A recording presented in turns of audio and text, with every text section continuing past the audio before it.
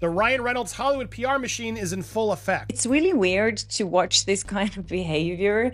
It's all just so weird, which he goes into about his dad seemingly was a bully. His dad's dad was a bully.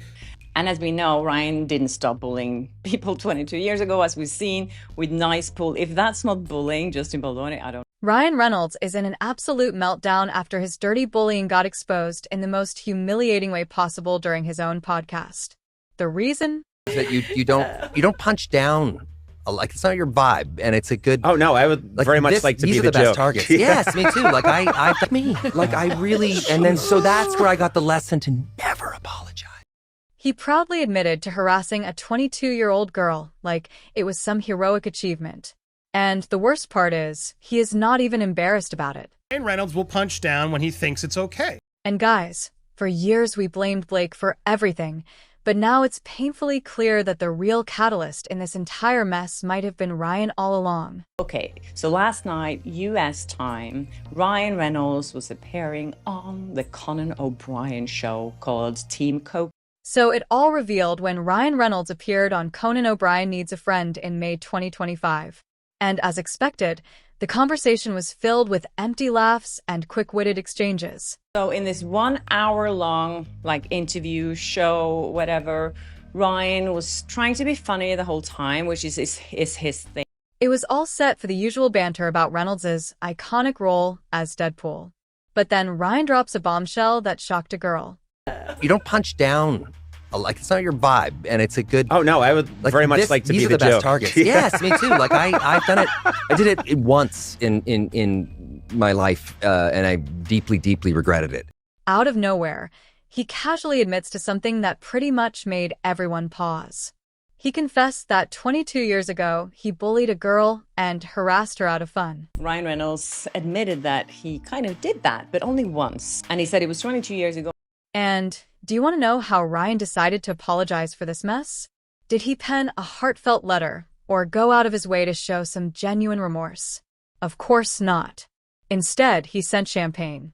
Yes, he sent alcohol to someone who doesn't even drink. Was this an apology or just a different kind of humiliation dressed up in bubbles? Or the guy with the microphone starts picking on someone, and you're just like, they don't have a microphone as well. It's not fair, and it's and it just that left a mark that I'll never ever. Yeah, you can't. He didn't just drop this bombshell casually. He set it up with his characteristic humor, framing the confession almost like a comedic anecdote. A clever move, really, because who doesn't love a good laugh, right? In Toro 7. But as he recounted the story, something about the delivery didn't sit well. Reynolds claimed it was a one-off, a mistake from his younger days that he deeply regretted. Yet, the way he spun the tale made it feel less like a genuine apology and more like a calculated PR maneuver. Regretted bullying someone, and then he made a joke about it.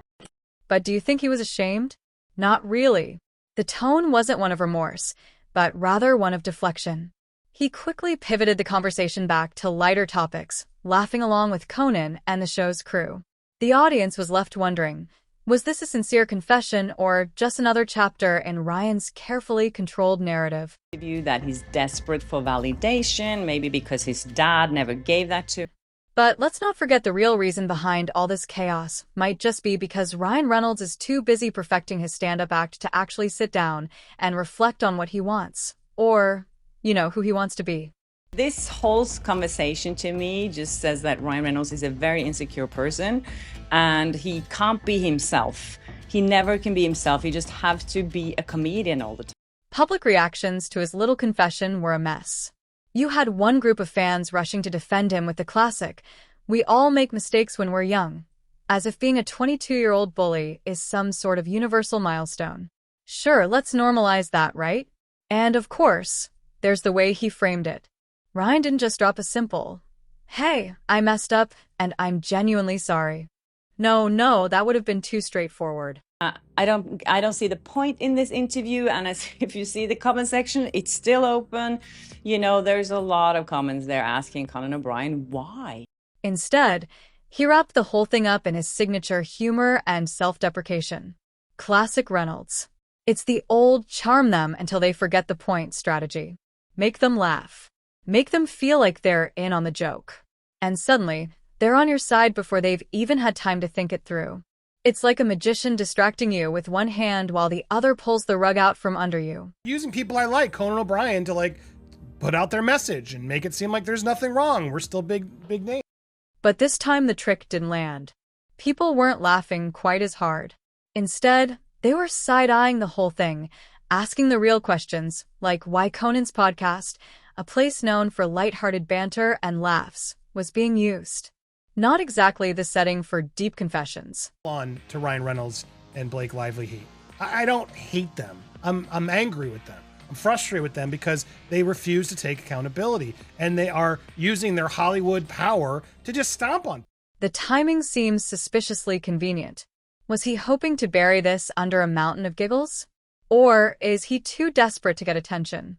Or was it a calculated move to make the revelation more palatable, sandwiched between jokes and lighthearted chatter? Sadly, they are going to be big names, but they got away with something, or so far they've gotten away with something that I'm just not okay with, and I'm going to continue to call it out. And this appearance, he said a lot of stuff that I'm just frustrated. Like, why are you out there doing this stuff? You really need the attention this badly? But it doesn't end there. This isn't just a one-time confession or a single incident buried in the past. Ryan Reynolds' admission opened the floodgates for broader conversations about his behavior and how he's navigated his Hollywood career. While this moment on the podcast focused on one incident, it's hard not to wonder what else might be lurking behind that charming smile. And so, look, I'm not even trying to be a critic here to say, no, be nice to everybody, Ryan. That's not what it's about. But you're a hypocrite. But it doesn't stop there. Ryan Reynolds' nice guy act may have fooled a lot of people, but when it came to Justin Baldoni, it looks like the Hollywood darling thought he had a free pass to play bully. So, what exactly happened between these two? Ryan Reynolds basically admitted that he'd been calling Baldoni a predator. After his feud with Blake Lively, Ryan Reynolds actively tried to ruin Justin Baldoni's career. And if you think that's a stretch, just take a look at how Reynolds went about it. In classic Reynolds fashion, he didn't just go for the direct hit. No, that would be too easy. Instead, he introduced a nice little jab through a character in his project, Nice Pool. Of course, this wasn't just any character. In true Reynolds style, it had all the subtlety of a sledgehammer. Now here Friedman is quoted in TMZ. Let's look at what he said. Mr. Reynolds' exploitation of his enormous power in Hollywood continues, this time arrogantly asking to be dismissed from the case despite his publicly documented involvement, extending far beyond just being a supportive spouse. Is it a coincidence that the character resembled Baldoni in more ways than one? Reported Ryan filed the dismissal docs Tuesday, calling Justin thin-skinned for complaining that so-called Nice Pool character from Deadpool and Wolverine was mocking. Probably not. Reynolds, never one to miss an opportunity to flex his power, seems to have decided that Baldoni's too nice persona was something to be knocked down a peg. Reynolds decided to capitalize on that, throwing Baldoni under the bus in his own smooth-talking way. And they say, well, even doing that, he's just thin-skinned for complaining about it. But Baldoni didn't take it lightly. Mr. Reynolds was a key player in the scheme, defaming Justin around Hollywood, strong-arming WME, their agency, into dropping Justin as a client and trying to destroy Justin's career however possible. But Baldoni didn't take it lightly.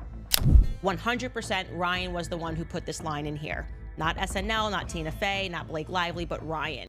The next incident in Ryan's bullying CV is Hollywood hypocrisy, the TJ Miller saga. And this one gets messy. Now, if you remember Deadpool, you know it was a game changer. It was edgy, funny, and, well, Ryan Reynolds was at the center of it all. And I think some people... Do you know he hates We you? had a really weird moment on Dead. But behind the scenes, things weren't exactly as smooth as the movie's success. Enter TJ Miller. Do you remember him? He was one of the major comedic forces in Deadpool, but eventually accused Ryan Reynolds and the Deadpool production team of creating an uncomfortable working environment. Yeah, you heard that right. The vibes weren't exactly buddy comedy between the two. Deadpool, where he said, let's do one more take. And everyone was like, okay. And I was like, yeah, I'm fine. And then as the character, he was like horrifically mean to me.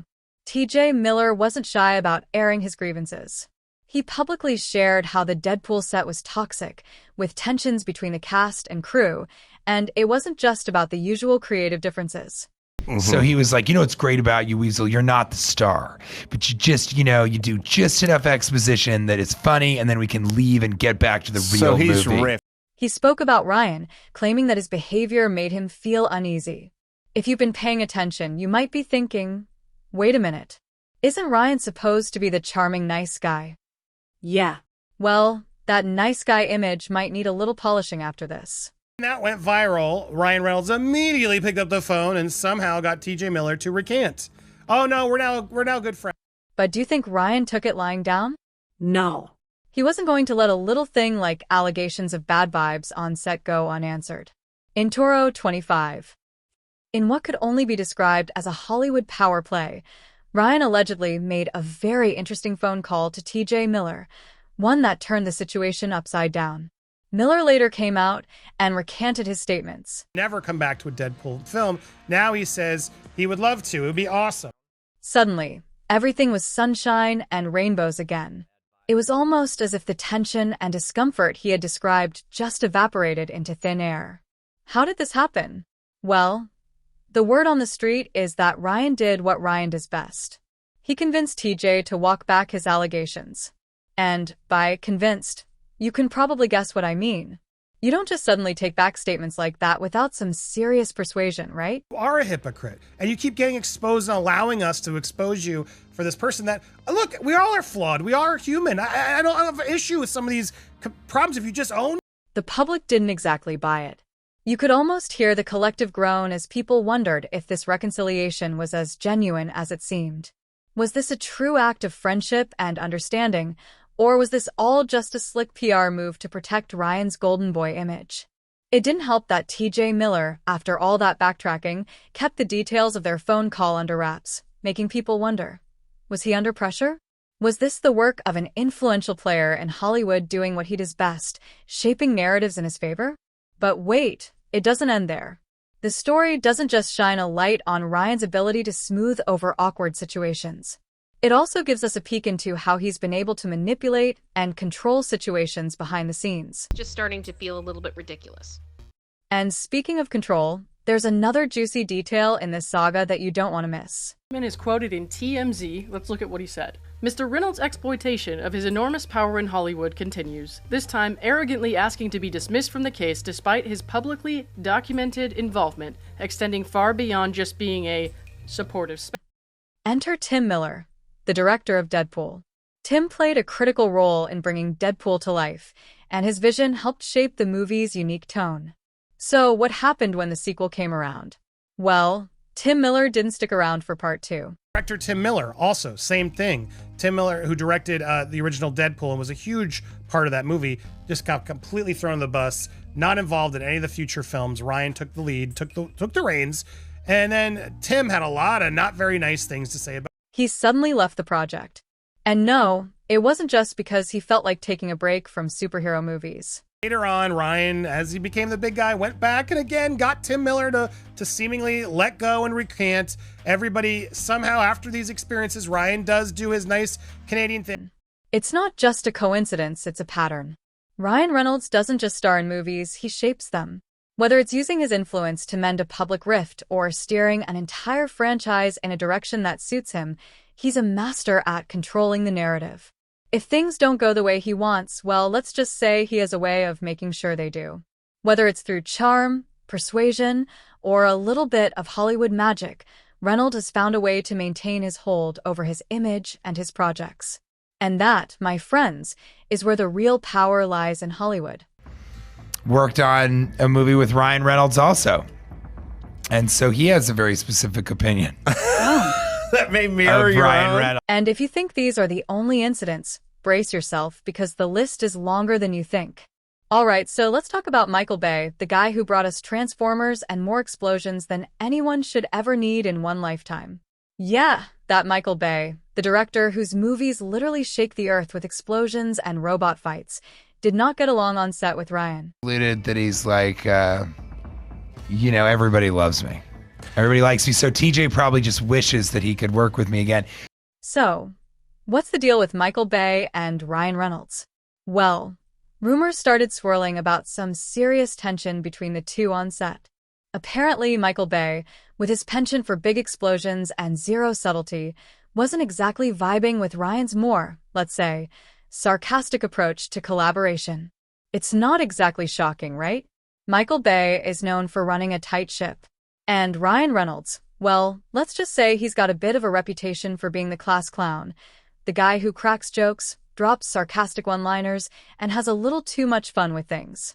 Bay is a no-nonsense guy, so you can probably guess where this is going. Why do you keep doing this, Ryan? Why do you keep letting us catch you in lies? Why can't you just stop talking?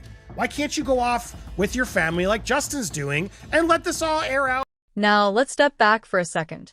Why do so many creative collaborators seem to clash with Ryan Reynolds? I mean, it's not just Michael Bay. It's kind of a pattern at this point, isn't it?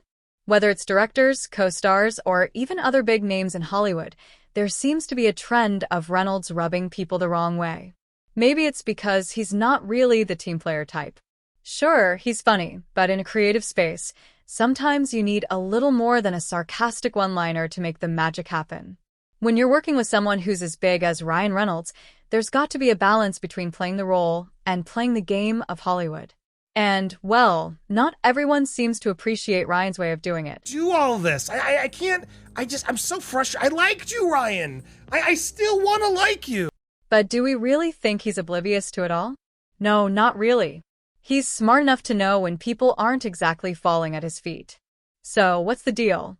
Is it that Ryan's just too much of a maverick? Or is there something else going on? It's hard to say, but one thing's for sure. Michael Bay's silence spoke louder than any explosion ever could. And that, my friends, says it all. Reynolds' Hollywood PR machine is in full effect, appearing in both The Hollywood Reporter and the Time 100 creative. Ryan Reynolds has spent years carefully crafting a reputation as Hollywood's lovable nice guy, the guy you can't help but root for with his witty tweets, cheeky interviews, and that signature charm that melts hearts everywhere. But is this whole nice Canadian thing as real as it seems? Well, it turns out not so much. Let's start with his social media presence. Ryan has mastered the art of the meme. His Twitter is a landmine of relatable jokes, viral quips, and self-deprecating humor. It's like he's in on the joke, always keeping things light, never taking himself too seriously. On the surface, it looks like he's just a fun-loving guy who doesn't mind laughing at his own expense. And that works wonders for his public image. He has this relatable everyman vibe that keeps fans engaged, pulling off a down-to-earth look that's basically a shield against any real criticism. But let's be real here. How long can you keep that facade up without people starting to peek behind the curtain?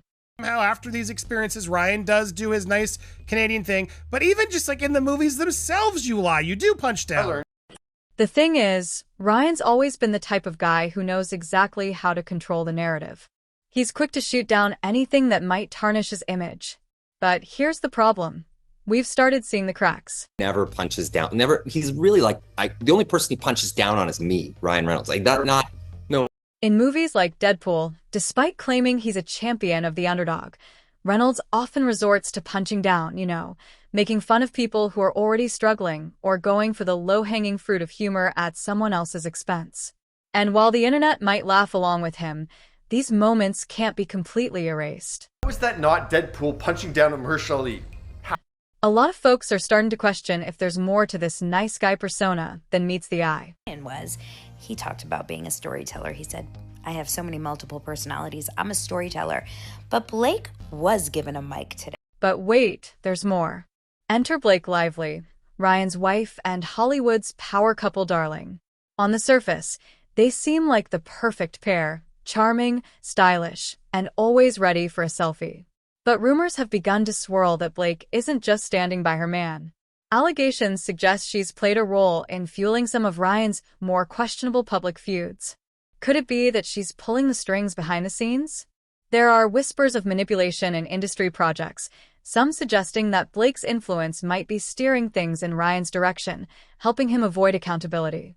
Sounds a little too convenient, doesn't it? No, it's like Tina Fey says, if you're feeling good about yourself, just go online.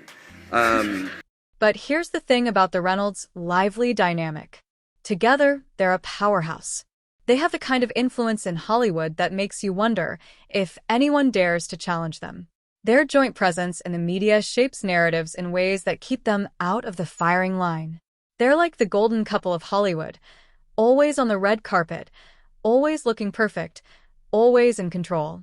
And yet, with all their power, there's a growing frustration among the public about how they always manage to dodge any real consequences. How does all the negative attention affect your businesses? Because if you scroll through the comments of this video, Team Justin, This power couple vibe isn't just about red carpet appearances or Instagram posts. It's about how they're shaping their own narrative. Together, they've cultivated an image that makes it nearly impossible to criticize them without feeling like you're attacking an icon. And that's not an accident. The public sees them as this perfect couple that's always above it all. And that means the criticism, it gets deflected and quickly. I felt like it was very aggressive, I agree, and I can't fault somebody for wanting to stick up for their partner, but there were parts of it as I was reading it, I couldn't help but feel like it was a bit...